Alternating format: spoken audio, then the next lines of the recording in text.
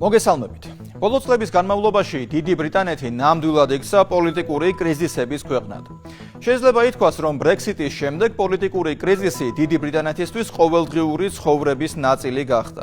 ამ კრიზისების გამომწვევი მიზეზები სხვადასხვაა. მთავრობის არაკომპეტენტურობიდან დაწყებული, მათ მიერვე გატარებული ეკონომიკური და სოციალური რეფორმებით დასრულებული. არალეგალური მიგრაციის შედეგად გამოწვეული დანაშაულის ზრდა, ბრიტანელების ჩანაცვლების პროცესი არაბული, აფრიკული და აზიური ქვეყნებიდან ჩამოსული მიგრანტებითა და გაუთავებელი ომის პოლიტიკა უკვე ყველასთვის თვალსაჩინო ხდება. ასეთი პოლიტიკა ტარდება იმის გამო, რომ როგორც ევროკავშირსა და ბრიუსელს, ისე დიდ ბრიტანეთს მართავს Deep State-ის, ანუ არაფორმალური ოლიგარქიული მმართველობის მიერ დასმული მარიონეტების ჯგუფი. ისინი აკეთებენ იმას, რასაც დაუკვეთავენ. არ აქვს მნიშვნელობა მათ პარტიას, ლეიბორისტები იქნებიან ისინი თუ კონსერვატორები. ორივე პარტია დღეს სრულად არის მართული Deep State-ის მიერ და არჩევნებისას მხოლოდ პრემიერ-მინისტრების სახეები და სახელები იცვლება, პოლიტიკა კი იგივე რჩება. ეს მოსამულობა ბრიტანელ მოსახლეობაში უკვე ძალიან დიდ უკმაყოფილებას იწვევს.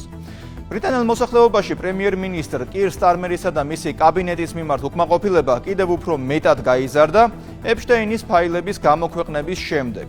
ჩვენ დღევანდელ გადაცემაში ეპშტეინის ფაილების სრულ მასშტაბზე არ ვისაუბრებთ, ვინაიდან მასშტაბი მართლაც რომ ძალიან დიდი და ბნელია.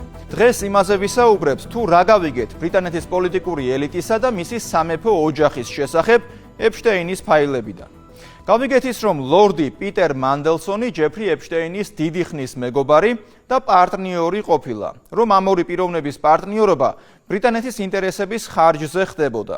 კირ სტარმერმა კი, როგორც ამას მედიაში წერენ, იცოდა მანდელსონისა და ეპშტეინის მეგობრობის შესახებ, მაგრამ ის მაინც დანიშნა შტატებში ბრიტანეთის ელჩად 2024 წელს. სწორედ აქ გაჩნდა კითხვები სტარმერთან დაკავშირებით. ამას ემატება ისიც, რომ პრინცი ენდრიუსა და მისი მეგობრობის შესახებ ეპშტეინთან უკვე დიდი ხანია ვიცით.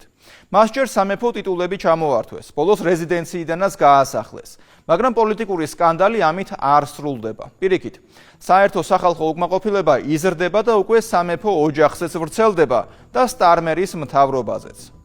გამოცემა პოლიტიკოს მიხედვით კირ სტარმერის გადადგომას ბრიტანელების 52% უჭერს მხარს. აღსანიშნავი ის არის, რომ ამ 52%-დან აბსოლუტური უმრავლესობა იმასაც ფიქრობს, რომ მანდელსონის სკანდალის გარდა კიდევ არსებობს ბევრი მიზეზი, რის გამოც სტარმერი უნდა გადადგეს. ერთ-ერთი ასეთი მიზეზი არალეგალური მიგრაციის შედეგებია. 2025 წელს ლა-მანშის სრუტე პატარა გასაბერი ნავებით დაახლოებით 41,500 მიგრანტმა გადაკვეთა, რაც 2024 წლის მაჩვენებელზე თითქმის 5,000-ით მეტია. მთავრობა აცხადებს, რომ მან უკვე დაატოვებინა ქვეყანა 50,000 ადამიანს, რომლებიც არალეგალურად იმყოფებოდნენ დიდ ბრიტანეთში და უფრო მჭიდროდ თანამშრომლობს საფრანგეთთან. ამ დეტალთან დაკავშირებით უფრო მეტი ყურადღება არის საჭირო. გასული წლის 10 ივლისს საფრანგეთის პრეზიდენტმა ემანუელ მაკრონმა და დიდი ბრიტანეთის პრემიერ-მინისტრმა კირ სტარმერმა ხელი მოაწერეს შეთანხმებას მიგრანტების შესახებ. პროექტი უნდა განხორციელდეს პრინციპით ერთი ერთზე გაცვლა. საფრანგეთში მცხოვრებ მიგრანტებს ლეგალურად შეუშვებენ დიდ ბრიტანეთში თავის ოჯახებთან შესაერთებლად. სანაცვლოდ კი საფრანგეთში დააბრუნებენ იმ პირებს, რომლებმაც გაერთიანებულ სამეფოში დოკუმენტების გარეშე მოახერხეს შესვლა. ანუ გამოდის, რომ არალეგალურ მიგრანტებთან ბრძოლისა და საკუთარი მოსახლეობის ინტერესების დაცვის ნაცვლად კირ სტარმერი და ემანუელ მაკრონი გააკეთებენ იმას, რასაც არალეგალები ისედაც აკეთებდნენ. საუბარია საზღვრის კვეთაზე. უბრალოდ თუ ადრე ასე საზღვრის კვეთას არალეგალური ერქვა, ახლა ლეგალური დაერქმება. გიორგი მდივანის სიუჟეტში ნახავთ, თუ რამდენად ღრმა პოლიტიკური და სოციალური კრიზისის წინაშე დგას დიდი ბრიტანეთი. ცნობილი სექს დამნაშავის და პედოფილის ჯეფრი ეპშტეინის გარშემო განვითარებულმა მოვლენებმა Deep State-ის მიერ მართული პოლიტიკური და ბიზნეს ელიტების ჭეშმარიტი სახე კიდევ ერთხელ დაანახა მთელ მსოფლიოს. ეპშტეინის ფაილების ახალი პარტიის გამოქვეყნების შემდეგ, რაც 3 მილიონზე მეტ ფაილს ითვლის, ბევრი პოლიტიკოსი და ცნობადი სახე მეტისმეტად უხერხულ მდგომარეობაში ჩავარდა როგორც მინიმუმ. ზოგიერთ შემთხვევაში კი საქმე ბევრად უფრო მძიმედაა და კონკრეტული პირების მიმართ გამოძიება დაიწყო. დიდი ბრიტანეთის სამეფო ოჯახს და მმართველ პოლიტიკურ კლასს ეპშტეინის საქმემ და გამოქვეყნებულმა ფაილებმა გამოუსწორებელი რეპუტაციული ზიანი მიაყენა. პიტერ მენდელსონი დიდი ბრიტანეთის ყოფილი ელჩი შეერთებულ შტატებში ეპშტეინის გარშემო ატეხილი ციებ-ცხელების ერთ-ერთი მთავარი ევროპელი პოლიტიკოსია. მენდელსონს საკუთარი თანამდებობის და ლეიბორისტული პარტიის დატოვება მოუწია. კირ სტარმერის ისედაც უმდაბლესი რეიტინგის მქონე მთავრობა დიდ კრიზისში აღმოჩნდა ჩაფლული, რასაც შეიძლება ბრიტანეთის პრემიერ-მინისტრის გადადგომა და ვადამდელი საპარლამენტო არჩევნები მოყვეს. ამაზე ბრიტანულ მედიაში სულ უფრო მეტი იწერება. ლორდი მენდელსონი ერთ-ერთი ყველაზე გავლენიანი ბრიტანელი პოლიტიკოსი იყო. 40 წელია ის ბრიტანული პოლიტიკური ისტაბლიშმენტის ერთ-ერთი საკვანძო ფიგურაა. მისი კარიერული აღმასვლა მას შემდეგ დაიწყო, რაც 1997 წელს ლეიბორისტული პარტიის გამარჯვებაში დიდი როლი ითამაშა, როდესაც წინასაარჩევნო კამპანიის ხელმძღვანელი იყო და ტონი ბლერის მთავარი სტრატეგი. მაგრამ მას ასევე მნიშვნელოვანი როლი ეკავა დიპ სტეიტის მიერ მართული პოლიტიკოსების იერარქიაში. 2004-2008 წლებში მენდელსონი ევროკომისარის თანამდებობას იკავებდა ვაჭრობის საკითხებში. ევროკომისიის პრეზიდენტი კი მაშინ პორტუგალიელი ჟოზე მანუელ ბაროზო იყო. ეს ის დროა, როდესაც დიდი ბრიტანეთი ჯერ კიდევ ევროკავშირის წევრია. რატომაა ეს მნიშვნელოვანი? იმიტომ რომ პიტერ მენდელსონი უბრალოდ ეპშტეინის ფაილების ფიგურანტი კი არაა, არამედ სექს-დამნაშავის ახლო მეგობარი, რომლისგანაც ის ფულს იღებდა, რომელსაც ის საიდუმლო ინფორმაციას უზიარებდა და არსებობს გონივრული ეჭვი, რომ სახელმწიფო მნიშვნელობის და ევროკავშირის საიდუმლოებს და სენსიტიურ მონაცემებს უკანონოდ აწვდიდა. ბოლოს გამოქვეყნებულ სურათებში მენდელსონი ნახევრად შიშველ მდგომარეობაში ჩანს ვიღაც ქალბატონთან ერთად ჯეფრი ეპშტეინის პარიზის ბინაში. იყავით თუ არა 2009 წლის ივნისში ეპშტეინის მანჰეტენზე მდებარე ბინაში? ახლა ამაზე არც ერთ კითხვას არ ვპასუხობ. იმ პერიოდში ის არასრულწლოვანის პროსტიტუციაში ჩართვის გამო ციხეში იმყოფებოდა.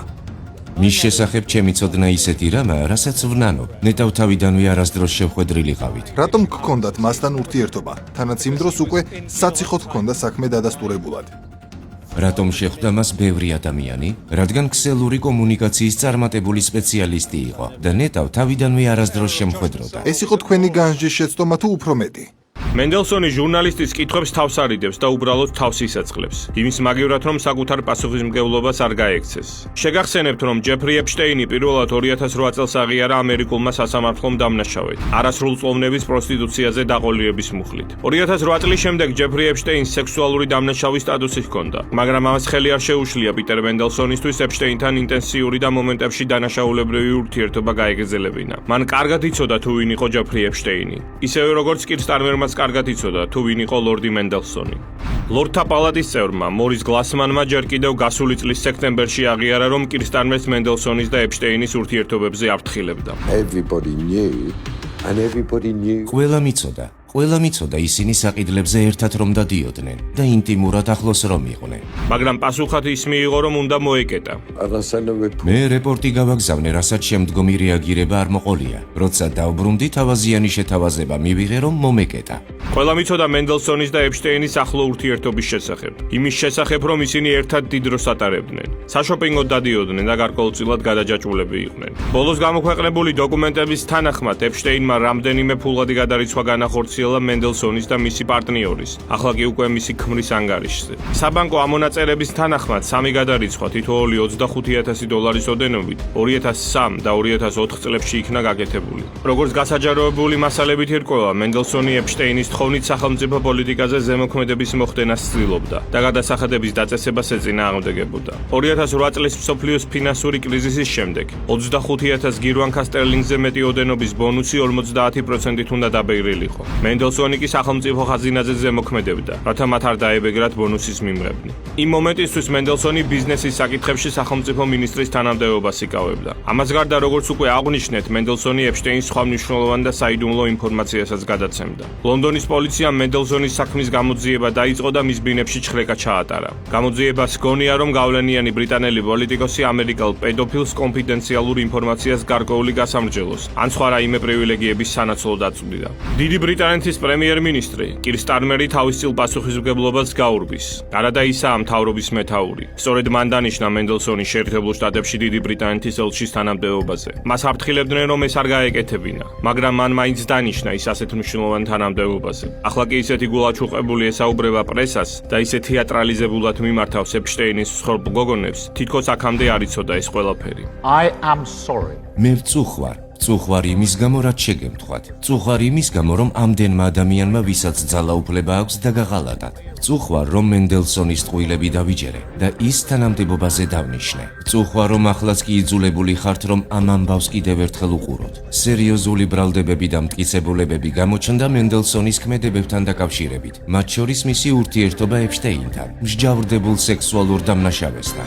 სტარმერი ცდილობს ხელები დაიბანოს და სხვებს გადააბრალოს მენდელსონის ელჩად დანიშნვა. დაუნინგ-სტრიტი კიდევ ერთმა გავლენიანმა პოლიტიკოსმა დატოვა. პრემიერ-მინისტრის ადმინისტრაციის უფროსი მორგან მაქსვინი თანამდებობიდან წავიდა და წასვლის წინ ვრცელი წერილი გამოაქვეყნა. სიღრმისეული ფიქრის შემდეგ გადავწყვიტე რომ გადავდგე სამთავრობო პოსტიდან. პიტერ მენდელსონის დანიშვნის გადაწყვეტილება არასწორი იყო. მან ზიანი მიაყენა ჩვენს პარტიას, ჩვენს ქვეყანას და თავად პოლიტიკის ადმინდობას. როდესაც მთხოვეს ვურჩიე პრემიერ-მინისტრს რომ ეს დანიშვნა განეხორციელებინა და ამ რჩევაზე სრულ პასუხისმგებლობას ვიღებ. საზოგადოებრივ ცხოვრებაში პასუხისმგებლობა უნდა იყო მაშინ, როცა ეს ყველაზე მნიშვნელოვანია და არა მხოლოდ მაშინ, როცა ყველაზე მოსახერხებელია. ამ ვითარებაში ერთადერთი საპატიო გზა გადადგომაა. მორგან მაქსვინი ცდილობს სრულად თავის თავზე აიღოს სტარმერის მთავრობის წარმოუდგენელი რეპუტაციული მარცხი. ან შეიძლება ბრიტანეთის პრემიერ-მინისტრის დავალებით მოქმედებს. მაგრამ ელემენტარული ლოგიკა გვეუბნება, რომ თუ მაქსვინი რჩევის მიცემის გამო თანამდებობას ტოვებს, მაშინ ის ადამიანი, ვინც მენდელსონი დანიშნა თანამდებობიდან უნდა გადადგეს თუ საერთოდ პოლიტიკიდან წავიდეს. სტარმერს არც ერთი უნდა და არც მეორე. აი ბრიტანელები კი სხვანაირად ფიქრობენ. ის ნამდვილად უნდა წავიდეს, მაგრამ ვინ შეცვლის, არ ვიცი. ეს ქვეყნისთვის ცუდია, მაგრამ ჩვენ ეს უნდა გავაკეთოთ და ვნახოთ ვინ მოვა მის შემდეგ.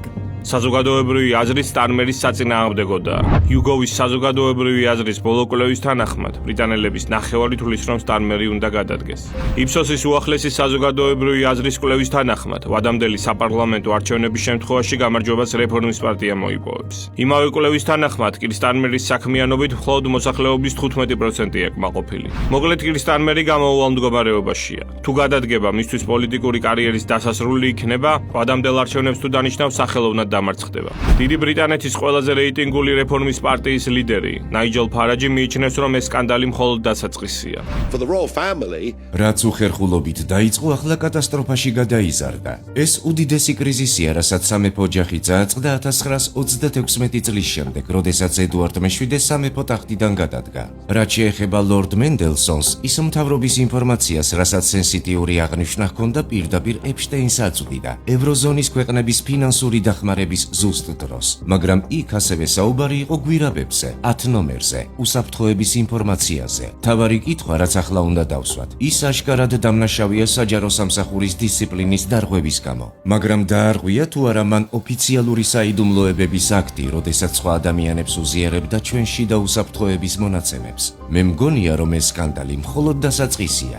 2024 წლის დეკემბერში ბრიტანეთის პრემიერ-მინისტრმა კირ სტარმერმა მენდელსონის შეერთებულ შტატებში დიდი ბრიტანეთის ელჩად დანიშნა. მაშინ სტარმერს აფრთხილებდნენ, რომ ეს არ გაეკეთებინა, რადგანაც მენდელსონი ეპშტეინთან მჭიდრო კონტაქტში იყო. იმ დროისთვის ეპშტეინი უკვე გარდაცვლილი იყო და მისი დანაშაულების შესახებაც მეტწილად ცნობილი იყო. მაგრამ სტარმერმა უკან არ დაიხია და მენდელსონი თანამდებობაზე დანიშნა.